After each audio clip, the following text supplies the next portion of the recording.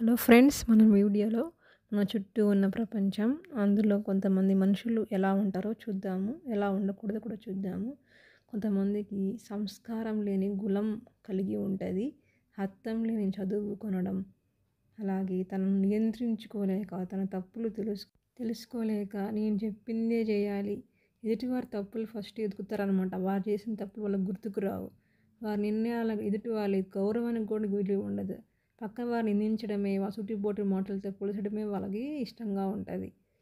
ఇది కాలచక్రం. సో మనం ఈరోజు మన శక్తిని అది చూసుకొని, నువ్వు ఏ స్థాయిలో ఉన్నావో వాళ్ళని చూసుకొని, అది విర్రవీగితే నువ్వు ఎవరినైతే అదే మనల్ని రేపటి రోజు మనం కూడా వాళ్ళ స్థాయిలోకి వెళ్తాం.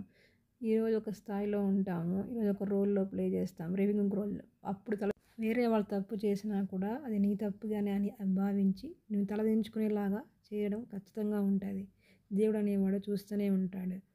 అలాగే ఎలా ఉండకూడదో చూద్దాం. మనుషులు సహాయం చేసేవాడిని మనం ఏదైనా ఆపదలో ఉన్నప్పుడు పక్కన వాళ్ళు వచ్చి ఆదుకుంటారు, మనకు హెల్ప్ చేస్తారు.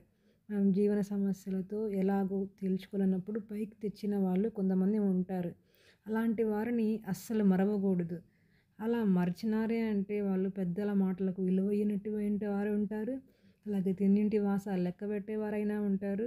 అలాంటి వారికి అంటే ఎలా ఉంటారంటే వాళ్ళు పాముకు పాలు పోసినట్లే అంటారు. మనం ఏదో పాపమే అని పాలు పోసినామనుకో, పాలు పోసిన వాళ్ళకి బుసగొట్టే జనాలు ఈ రకం మానవులు. జాగ్రత్తగా ఎవరు ఎలాంటి వాళ్ళో ముందే మనం తెలుసుకొని మసలుకోవడం అనేది చాలా ముఖ్యమైనది. ఇది ముందే మనం ఉండేది కలియుగం. ఇక్కడ న్యాయము, ధర్మము అనేటివి ఏమీ ఉండవు.